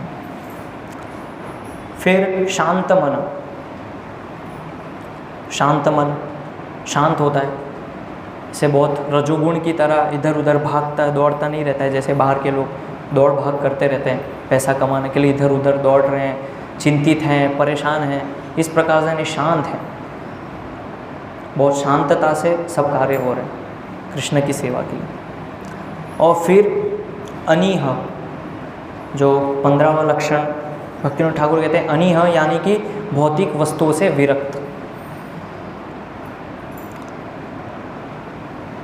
तो ये जो लक्षण हैं भौतिक वस्तुओं से विरक्त, अनीह, ये हमें विकसित करने का प्रयास करना चाहिए कि भगवान की सेवा के लिए ज़्यादा से ज़्यादा हमें छोड़ देना चाहिए, संग्रह करने का प्रयास नहीं करना चाहिए, भौतिक वस्तुओं से आसक्त नहीं हो जाना कि ये भी ले लो, इसको भी रख लो, इसको भी पास में ले लो, ये कभी काम आएगा, अभी नहीं आएगा तो कभी तो काम आएगा, इसको रख लो, ये भी ज़रूरी है। इसे एकत्रित नहीं करते रहना है, छोड़ना है चीज़ों को ज़्यादा से ज़्यादा भगवान की सेवा में। तो चाणक्य पंडित चाणक्य नीति में उदाहरण देते हैं, जैसे एक रस्सी है और रस्सी को जितना बलपूर्वक हम अपनी तरफ खींचते हैं तो रस्सी को खींचने से हाथ में पीड़ा होती है, उतना ही हमको कष्ट होता है। उसी प्रकार से जितनी भौतिक वस्तुएं हम एकत्रित करते हैं, संसाधन अपने तरफ खींचने का प्रयास करते हैं, उतना ही वो हमें पीड़ा देता है, कष्ट देता है। इसीलिए ये आदत होनी चाहिए कि ज़्यादा से ज़्यादा छोड़ो। तो गुरु महाराज ने एक लेक्चर दिया है, should be become givers not takers. देना चाहिए भक्तों को, जो भी आवश्यक हो छोड़ना चाहिए चीज़ों को। जैसे उदाहरण के लिए ऐसा होता है सामान्यतः कि जब ब्रह्मचारी आश्रम में ऐसा देखने में आता है कि किसी ब्रह्मचारी के पास कोई मान लीजिए लैपटॉप है और वो कहते हैं कि भगवान की सेवा के लिए प्रयोग कर रहे हैं। तो भगवान की सेवा के लिए अगर कोई प्रयोग कर रहे हैं तो चाहे वो हो या कोई अन्य वैष्णव हो, वो तो सेवा में लगाएंगे। लेकिन जब बोलते हैं कि प्रभु जी आपका लैपटॉप देंगे तो नहीं दे पाते, नहीं मैं नहीं दे सकता। तो ये क्या है, उस विषय के प्रति आसक्ति दिखाती है, भौतिक विषय के प्रति। वो भी वैष्णव है, वो भी भगवान की सेवा में ही लगाएंगे, लेकिन हमें क्या लगता है कि भगवान की सेवा में मैं ही लगा सकता हूँ, अन्य वैष्णव नहीं लगा सकते। इसीलिए ज़्यादा से ज़्यादा हमें चीज़ों को छोड़ना चाहिए, जितना छोड़ सकते हैं। नहीं तो जितनी चीज़ें हमारे पास होगी, जितने संसाधन होंगे, उतना हम आसक्त होंगे और उतना ही हमको पीड़ा होगी आखिरी में। इसलिए प्रभुपाद जी बताते हैं कि जो व्यक्ति इस भौतिक जगत में भौतिक संसाधनों से जितना भोग करता है, बुढ़ापे में उसको उतना ही कष्ट मिलता है, उतना ज़्यादा वो पीड़ित होता है। तो इसलिए आदत होनी चाहिए कि जो हमारे पास लक्ष्मी है या से जो संसाधन है जो हमारे घर में अनावश्यक पड़े हैं तो उसको मंदिर में दान दे देना चाहिए। बर्तन है उसकी ज़रूरत नहीं, लेकिन फिर भी बोरी में इकट्ठा करके रखे हैं, कभी काम आएंगे। ज़रूरत नहीं है, ठीक है मंदिर में दान दे दो, मंदिर में काम आएंगे। या ऐसी कोई चीज़ें जो अनावश्यक रूप से पड़ी है घर में। तो एक भक्त हैं, गुरु महाराज के शिष्य हैं, गृहस्थ, तो एक बार बता रहे थे कि उनकी माताजी ने गोदाम के अंदर चावल की जो बोरी होती है उसके अंदर पूरी बोरी भर के जप माला रखी थी एकत्रित करके। तो प्रभु जी ने बोला इसको मंदिर में दे दो, किसी भक्त को काम आएगा, कोई इसको यूज़ करेगा, धोके प्रयोग करेगा। लेकिन वो माताजी ने दिया ही नहीं। तो माताजी बोल रही थी कि कभी हमको काम आएगा, कभी काम आएगा, और अभी भी वो घर में पड़ा है। तो ऐसे हमें देखना चाहिए कि कितना हमारे जीवन में कितनी वस्तुओं का आवश्यक है प्रयोग करना, उतना ही रखना चाहिए। जैसे हम कहते हैं कि सिंपल लिविंग हाई थिंकिंग, तो सिंपल लिविंग हाई थिंकिंग, सादा जीवन उच्च विचार के अंदर ये भी एक चीज़ है कि अगर हम शहर में रह रहे हैं, जो चीज़ें हमें आवश्यक नहीं लग रही हैं तो भगवान की सेवा में लगा देना चाहिए। संग्रह करने से क्या होगा, तो उससे क्या होगा कि विरक्ति आएगी। आज आप छोटी छोटी चीज़ें दे रहे हैं, कल को आप बड़ी चीज़ कर पाएंगे। छोटी चीज़ों से शुरुआत होती है। तो इसीलिए मंदिर में अधिकतर जो दान आता है वो क्या खराब आता है, सड़ा पुराना जो होता है, तो मंदिर में दान कर देते हैं। तो कम से कम ठीक है, जो भी है उससे तो शुरुआत करी उन्होंने। तो ऐसे आप लोग के भी पास अगर कुछ ऐसे संसाधन हैं, घर में अगर ज़्यादा अलमारियाँ हैं, तो यहाँ मंदिर में रख सकते हैं, काम में आएगी। भले ही खराब हो, कैसे भी हो, तो उससे विरक्ति उत्पन्न होगी छोटी छोटी चीज़ों से। तो ये है भौतिक वस्तुओं से विरक्त। तो एक भक्त ने यहाँ होशंगाबाद के लिए एक बाइक दी थी। वो बाइक ऐसी बाइक थी कि उसको 10 लोग धक्का मार के चलाएंगे तो भी चालू नहीं होगी, लेकिन वो बोला कि ये दान है। तो ठीक है, लेकिन जो भी हो, कम से कम उनको ये समझ तो है कि मंदिर में देना है। तो जो भी विशेष रूप से जो माता हैं उनको देखना चाहिए कि घर में ऐसी अगर कोई अनावश्यक चीज़ें हैं जो आवश्यक नहीं है, फिर भी हम उसको संग्रहित करके रखें। हो सकता है किसी भक्त को काम में आए, तो पूछना चाहिए कि आपको इसकी आवश्यकता है, या मंदिर में पूछना चाहिए, तो उसको दे देना चाहिए। ज़्यादा हम अगर चीज़ों को छोड़ेंगे तो उतना कष्ट हमको नहीं होगा भविष्य में। फिर 16वां लक्षण भक्तिविनोद ठाकुर बताते धीरमान। तो जैसे कि बताते धीरा धीर जन प्रिय करो, कि जो गोस्वामी गण है वो क्या है, धीरा धीर जन, वो धीर हैं, अधीर नहीं होते हैं। अधिकतर हम लोग छोटी छोटी परिस्थितियों में अधीर हो जाते हैं, विवेक बुद्धि खो देते हैं।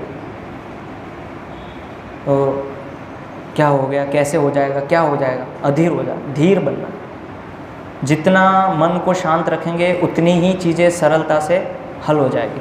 अगर अधीर बन जाएंगे तो हम अपनी विवेक बुद्धि खो देंगे, सही रूप से निर्णय नहीं ले पाएंगे। तो इसीलिए जो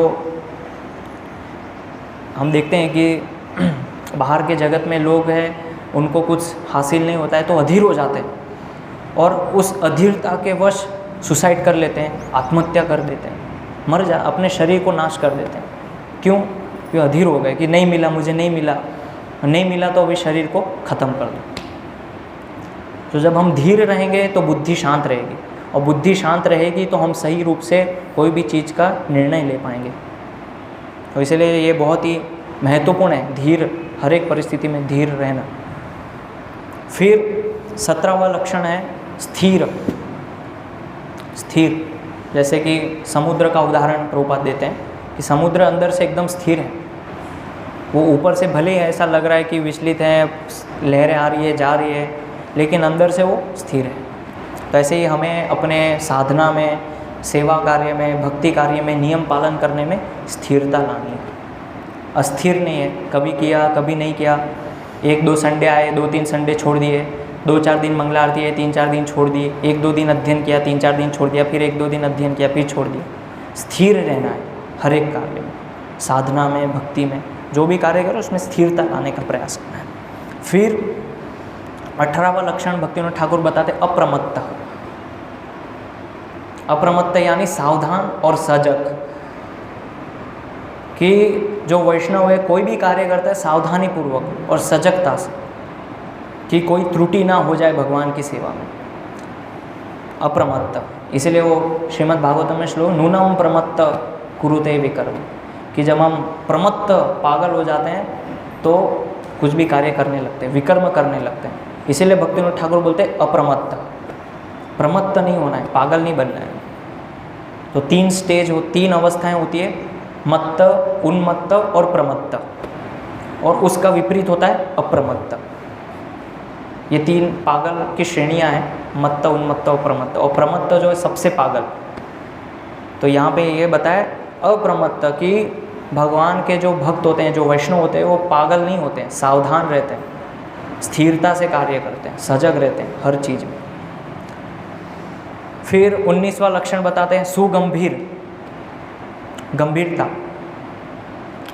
तो ऐसा नहीं है कि गंभीर है तो हम हंसी मजाक नहीं कर सकते, बस गंभीर बन के चुपचाप बैठना है, कृष्ण के बारे में बोलना है। जैसे श्रील प्रभुपाद जी थे, तो अगर वो भक्तों से हंसी मजाक भी करते थे तो उसमें वो कृष्ण का स्मरण याद दिलाते थे भक्तों को। तो ऐसे विषय हमें ढूंढना चाहिए कि अगर कोई भी बातचीत आए तो उसमें तुरंत या तो कोई शास्त्र का कोई कोट हो, या प्रभुपाद की कोई लीला हो, या भक्तों का कोई घटना हो, वो हमें तुरंत उस हंसी मजाक में उसको जोड़ देना चाहिए। तो उससे गंभीरता आएगी। नहीं तो क्या होता है कि जब हम ऐसे भौतिक विषयों में चर्चा करने लगते हैं तो उसमें जाते उतने अंदर गहराई में चले जाते हैं कि कृष्ण और चर्चा वो सब साइड में रह जाती है। तो इसीलिए एक आदत प्रभुपाद से हमें ये सीखना चाहिए कि कैसे वो हर एक जगत में कोई भी चीज़ देखते थे उसको कृष्ण से जोड़ देते थे, और हंसी मजाक भी हो जाती थी, भक्तों से आदान प्रदान भी हो गया। तो इसलिए सुगंभीर। फिर विजित सद्गुण, ये एक लक्षण बता रहे 20वां, विजित सद्गुण, यानी कि भूख, प्यास, शोक और द्वेष, मृत्यु, ये सब पर हमें धीरे धीरे विजय प्राप्त करना। जैसे परीक्षित महाराज, सुखदेव गोस्वामी, तो अंतिम क्षणों में उन्होंने ये सब चीज़ पे विजय प्राप्त करी। तो ऐसे ही हमें धीरे धीरे जब ये गुण हमारे अंदर आएंगे और ये जब विकसित करेंगे तो फिर धीरे धीरे आखिरी समय में हम ये लक्षण हमारे अंदर आएंगे, विजित सद्गुण, भूख, प्यास, क्योंकि उस समय हम भगवान के स्मरण में इतना मग्न है कि ये भौतिक जो विषय है वो हमें परेशान नहीं करने, कि भूख है, प्यास है, वो विचलित नहीं करेंगे। तो ये भक्त का एक सद्गुण है, विजित सद्गुण। फिर 21वां लक्षण बताते हैं अमानी। अमानी यानी कि दूसरों द्वारा सम्मान की भावना से मुक्त, कि कोई मुझे सम्मान कर रहा है, कि उसने मुझे गुणानुवर्णन किया कि नहीं, मुझे अच्छाई बोला कि नहीं, सब मेरी अच्छाई करना चाहिए। यहाँ पे सभी जितने मंदिर में भक्त हैं सब मेरी वाह वाह करने चाहिए, कोई भी मेरा बुराई नहीं करना चाहिए। अगर बुराई कर रहा है मतलब वो खराब है। तो अमानी, अमानी यानी कि हमें दूसरों के द्वारा सम्मान प्राप्त करने की कोई इच्छा नहीं है। अगर ये सूक्ष्म रूप से भी है, अंदर ऐसा हम सोच रहे हैं, तो फिर एक ना एक दिन वो बाहरी रूप से भी प्रकट हो जाएगा। जैसे उदाहरण के लिए मान लीजिए कि हमने कुछ भगवान के भोग के लिए अच्छी सामग्री बनाई, अच्छी सब्जी बनाई। हम ऐसा प्रदर्शित नहीं कर रहे हैं कि कोई वाह वाह करे, लेकिन मन में सोच रहे हैं कि आज किसी ने बोला नहीं, हर संडे तो बोलते हैं सब्जी तो बहुत अच्छी बनी थी, आज कोई बोल क्यों नहीं रहा है। ये मन में चिंतन चल रहा है, और वो मन में है तो फिर वो बाहर भी आएगा। प्रभु जी आज आपने बोला नहीं सब्जी अच्छी थी, क्यों अच्छी नहीं लगेगी आपको, कैसी थी? तो इसीलिए बाहर तब हम रोक पाएंगे जब पहले मन में अंदर से उसको रोकेंगे। अमानी ऐसा होता है, ये व्यावहारिक है।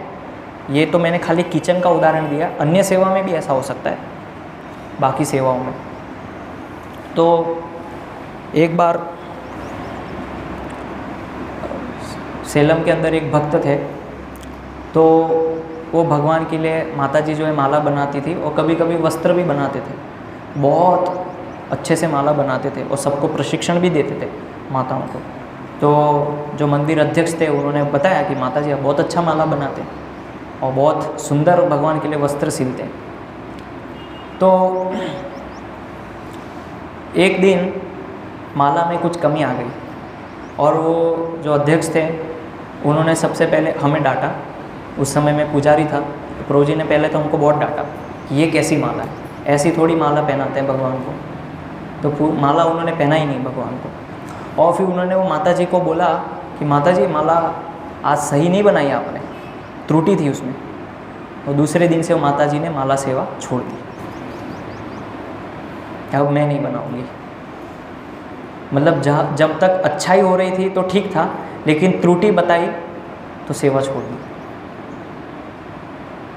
तो इसीलिए अगर हम ये गुण अपने अंदर रखेंगे कि सब लोग वाह वाह करें, तो इससे हमको परेशानी होगी, क्योंकि जिस दिन हमको ये नहीं मिलेगा उस दिन हम उस चीज़ से विचलित हो जाएंगे। क्योंकि सम्मान जो है ऐसा ज़रूरी नहीं है कि हर समय हर वक्त आपको मिले, तो इसीलिए ये गुण विकसित करना ज़रूरी है, अमानी।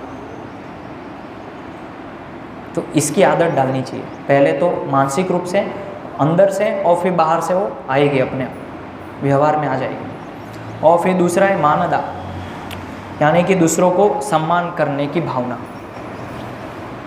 दूसरों को सम्मान करना, ऐसा नहीं है कि खाली पीली बस भक्तों को चढ़ा रहे हैं, बहुत बढ़िया किया बढ़िया, बहुत बढ़िया, वाह क्या सेवा की। खाली पीली नहीं करना है, वो पता चल जाता है कि अब खाली पीली कर रहे हैं कि सही से उस भक्त की प्रशंसा कर रहे हैं।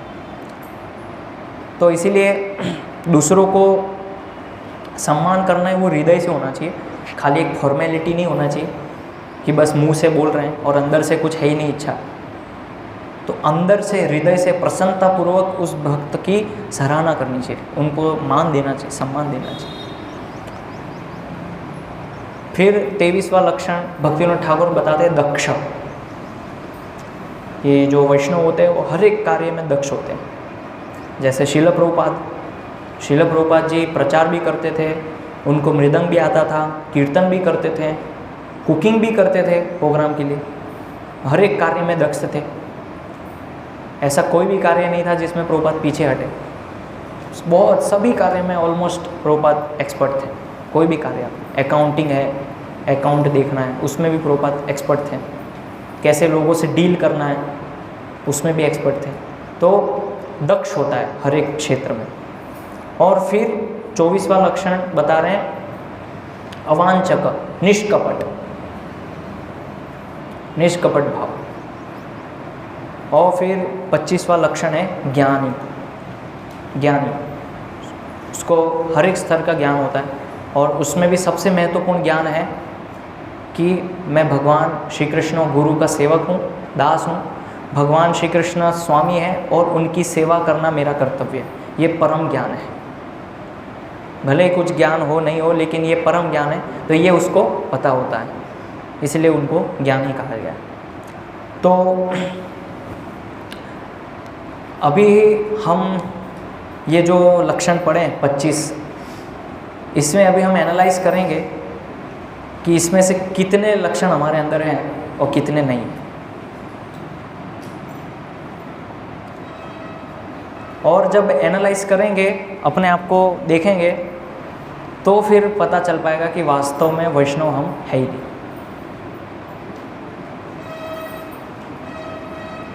तो फिर हम कौन हैं? ये लक्षण तो हमारे अंदर नहीं, जैसे मैंने बताया कि कोई भी वस्तु है उसके लक्षण से पता चलती है, तो ये लक्षण हमारे अंदर है नहीं, तो फिर हम कौन हैं? तो हम अभी धीरे धीरे इस गुणों को प्रयास कर रहे हैं, इसको सीख रहे हैं और समझ रहे हैं और धीरे धीरे अपने जीवन में उतारने का प्रयास कर रहे हैं। तो वैष्णव बनने का भी हम प्रयास कर रहे हैं, अभी वैष्णव हुए नहीं है, वैष्णव बनने के प्रक्रिया पे हैं। धीरे धीरे ये जब गुण सद्गुण आएंगे तब फिर वो लक्षण हमारे अंदर दिखाई देने लगेंगे और फिर उसके बाद हम कह सकते हैं कि हम जो है वैष्णव हैं। इसीलिए ये लक्षण आएंगे अधिक से अधिक सेवा भावना से, सेवा करने से।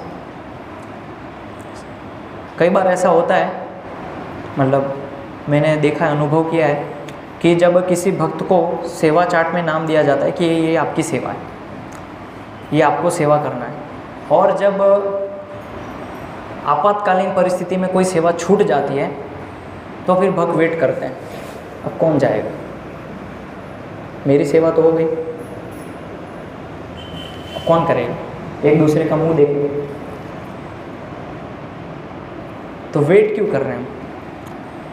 ये सेवा भावना की कमी को दिखाता है हमारे।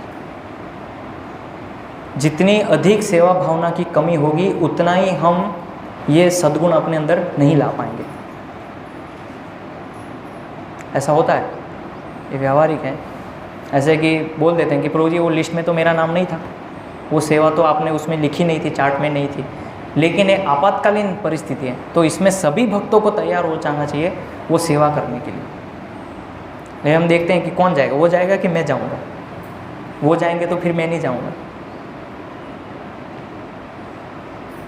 तो वो भगवान वो हमें अवसर दे रहे हैं उस चीज़ को ग्रहण करने का, लेकिन उस अवसर को हम छोड़ रहे हैं, उस कृपा को हम छोड़ देते हैं ऐसे। तो इसीलिए गुरु की कृपा और भगवान की कृपा मिलती है सेवा करने से, गुरु की सेवा करने से, और उसमें भी सबसे अधिक कि हम गुरु के लिए और कृष्ण के लिए कुछ ठोस प्रयास कर रहे हैं हमारी तरफ से। 16 माला तो बहुत लोग करते हैं, सभी लोग घर में बैठ के हरि नाम जप कर सकते हैं, अध्ययन कर सकते हैं, लेकिन कुछ विशेष योगदान गुरु की सेवा के लिए मेरी तरफ से कुछ ठोस प्रयास करना, उस व्यक्ति को गुरु की और कृष्ण की विशेष कृपा प्राप्त होती है। और फिर धीरे धीरे ये गुण आने लगेंगे हमारे अंदर, ये विकसित होंगे धीरे धीरे। तो हमें कुछ इस मिशन के लिए, ये प्रचार कार्य में, या गुरु का ये जो मिशन है, श्रील प्रभुपाद जी का मिशन है, उसमें हमारा कुछ ठोस योगदान करना चाहिए, कुछ विशेष। तो 16 माला सब लोग कर रहे हैं, कोई बड़ी चीज़ नहीं है। बाहर से कोई आएंगे उनको भी हम बोलेंगे तो वो भी करना चालू कर देंगे कल से।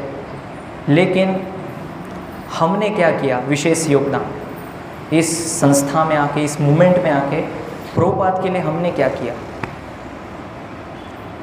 तो ये विशेष प्रयास जब हमारी तरफ से होता है तो फिर भगवान बहुत प्रसन्न होते हैं उससे। तो ऐसे इसीलिए सभी को अपना बेस्ट प्रयास करना चाहिए, पूरा सहयोग करना चाहिए, अपना पूरा सामर्थ्य, शक्ति, और ये जो कृष्ण भावनामृत की अग्नि है इसमें अपने आप को झोंक देना है, आहुति डाल देनी है अपने शरीर की। ऐसे यज्ञ में आहुति डालते हैं घी की, तो ये एक यज्ञ है, संकीर्तन यज्ञ। इस संकीर्तन की यज्ञ में हमें अपने आप को पूरा डाल देना है, पूर्ण आहुति, शरीर से, मन से, कर्म से। तो फिर चैतन्य महाप्रभु प्रसन्न होंगे, नित्यानंद प्रभु की कृपा होगी उससे, और फिर नित्यानंद प्रभु कृपा करके ये गुण हमारे अंदर विकसित हो, ऐसी कृपा करें। हरे कृष्ण। किसी का कोई प्रश्न जिज्ञासा हो?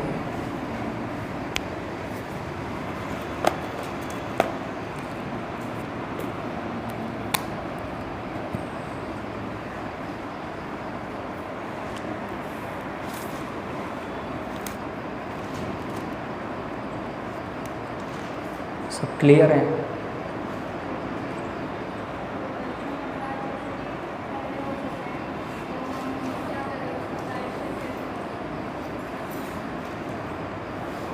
क्या प्रश्न है?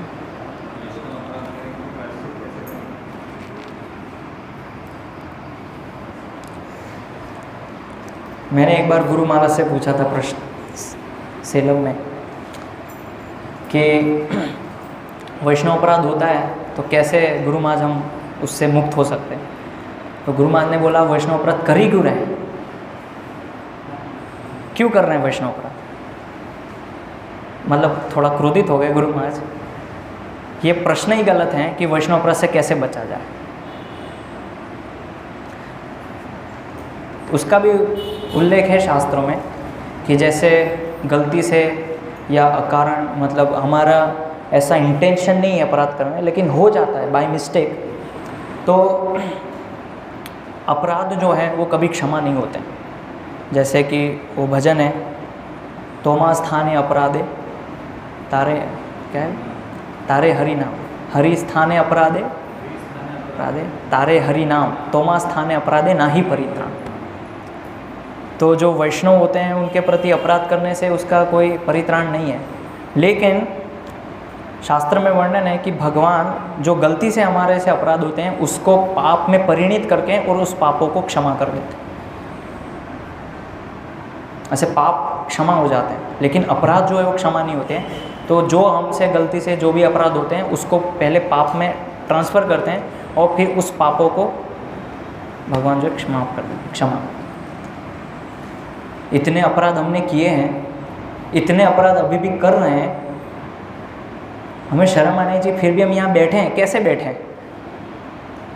भक्तों के संग में अभी भी हैं। क्यों? कोई ये चैलेंज कर कह सकता है कि मैंने अभी तक वैष्णव अपराध नहीं किया? कोई नहीं कह सकता। कर रहे हैं, लेकिन फिर भी भगवान की कृपा से ही अभी हम यहाँ बैठे हैं। तो कैसे है? तो ये अलग अलग पुराणों में और अलग अलग जो संहिता है उसमें वर्णन है कि जो अपराध है उसको पहले पाप में परिणित कर देते हैं और उस पाप को भगवान क्षमा करते हैं। उसके बाद फिर उस पाप का जब क्षमन होता है तो हम भक्ति करने लगते हैं धीरे धीरे।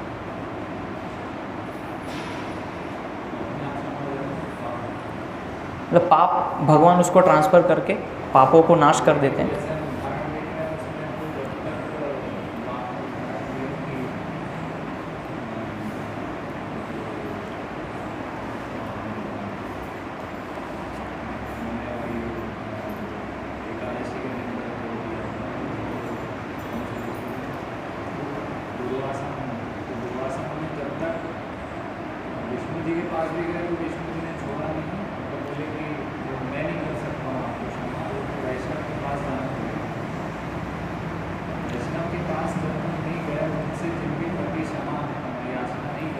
लेकिन बहुत सारे अपराध तो हमें मालूम नहीं होते कि अपराध हुए हैं, लेकिन वो सूक्ष्म स्तर पे हो जाते हैं। लेकिन अभी उसका प्रैक्टिकली तो इम्प्लीमेंट करना पड़ेगा, अगर हमको पता है तो। नहीं, जो अपराध पता है कि ये मैंने अपराध किया है एक भक्त के प्रति, ये तो दिख रहा है स्थूल रूप से, तो फिर उस भक्त के पास जाके उससे याचना मांगनी। लेकिन जो अपराध जो दिखते ही नहीं है, जो होते जा रहे हैं, लेकिन उसके बावजूद भी हम भक्ति में टिके हैं। दो चीज़ें हैं, स्थूल जो दिखते हैं, वो वैष्णव के पास जाके क्षमा याचना करनी है, और दूसरा ये है कि जो इंटेंशन नहीं है ऐसा करने का। सूक्ष्म है उनके लिए भगवान पाप। जैसे वो श्लोक है, सर्वधर्मान परित्यज्य माम एकम शरणं अहम त्वाम सर्व पापे, ये पापों को नाश करते हैं। तो अपराध को पाप में ट्रांसफ़र करके फिर उस पापों को नाश कर देते हैं भगवान, और उस पापों को नाश करने की वजह से वो बल देते हैं भक्ति करने की।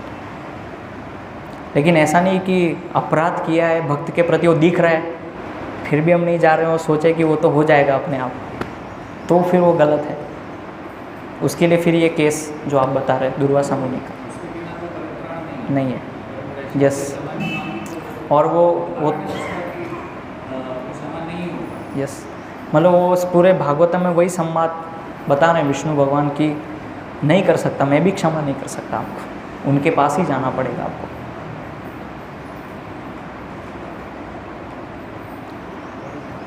जैसे आपने बताया था वो माता जी माला बनाती थी उससे बदलती थी, उनको गलती बताई थी तो हम छोड़ दे सकते, तो वो किस कारण से होता है? जैसे कि आप मालूम है गलती करेंगे तो उसमें क्या रीज़न है कि वो गलती को स्वीकार नहीं करते और सेवा छोड़ देते?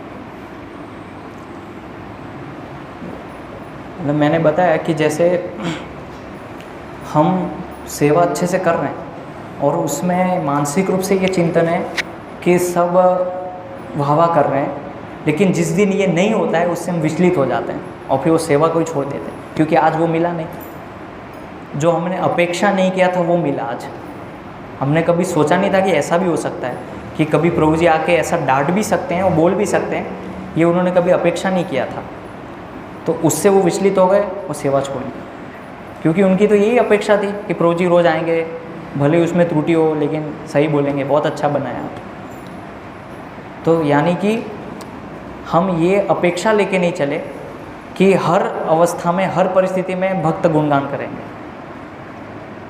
गलत होने पे वो त्रुटि भी बताएंगे।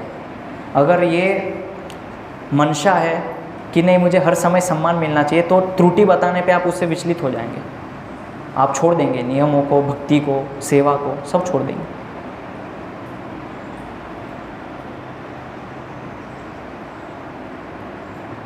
जैसे कि निंदा करने का जो अपराध है, अगर मैं निंदा नहीं करता तो मुझे पता है कि निंदा करना तो अपराध है, लेकिन कोई निंदा करता है तो मैं सुन लेता हूँ। उसके अलग अलग कारण हो सकते हैं, मैं सुन रहा हूँ, मैं कुछ प्रतिक्रिया नहीं दे रहा हूँ, लेकिन मैं उसका खंडन भी नहीं कर रहा हूँ। जैसे राहुल आया मेरे पास और बोले कि प्रभु जी ऐसे हैं वैसे हैं, भी मतलब इस प्रकार से कुछ निंदा कर रहे हैं और मैं सुन रहा हूँ, तो राहुल को सपोर्ट भी नहीं कर रहा हूँ, राहुल को मना भी नहीं कर रहा हूँ, तो क्या मैं उस वैष्णव अपराध का भागी हूँ? तो इसमें बताते हैं रूप गोस्वामी कि अगर कोई इस प्रकार से करता है तो हमें उसको रोकने का प्रयास करना चाहिए हमारे स्तर पे। अगर नहीं रोक पा रहे तो उस स्थान को छोड़ देना चाहिए। अगर हम वहाँ पे खड़े हैं सुन रहे हैं तो इसका मतलब आप उसमें भागीदारी हो रहे हैं, उस निंदा में। मतलब शांत हूँ मैं और सुन रहा हूँ, तो दैट मीन्स कि मैं भागीदारी हो रहे हैं, या तो मतलब स्थान छोड़ना है तो सबके लिए संभव है, या उस व्यक्ति का संग छोड़ दे, उससे ना सुने, ये तो सबके लिए पॉसिबल है। कई बार ऐसा होता है कि कुछ रिलेशन की वजह, संबंध की वजह से बोल नहीं पाते हैं या उनको समझा नहीं पाते हैं, तो कई बार छोड़ नहीं सकते तो सुनते रहते हैं। तो ये तो सभी के लिए पॉसिबल है कि वो स्थान छोड़ दें, हम उस भक्त को ही छोड़ दें उस समय। अगर वहाँ खड़े रह गए इसका मतलब कि हम भी उनका सपोर्ट कर रहे हैं। मौनम सम्मति लक्षणम। मतलब इसका मतलब तो ये हो कि मेरे भी हो सकता है कि हाँ, लेकिन मैं बोल नहीं पा रहा हूँ, क्योंकि मैं वो फिलॉसफी जानता हूँ कि मैं बोलूँगा तो ऐसा अपराध हो जाएगा, लेकिन ये बोल गए तो ठीक है, बोलते हैं, नो प्रॉब्लम। वही इसलिए सूक्ष्म स्तर पे भी वो एक ऐसा अपराध है, भागी तो हो रहा है। इस वही है कि मौनम सम्मति, कि मौन है मतलब सम्मति है उसमें मेरी।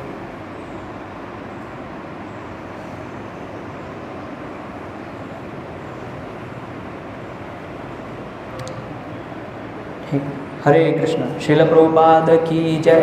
श्री नरसिंह चतुर्दशी महावीर भाव महोत्सव की जय। निताय गौर प्रेमानंदे हरि।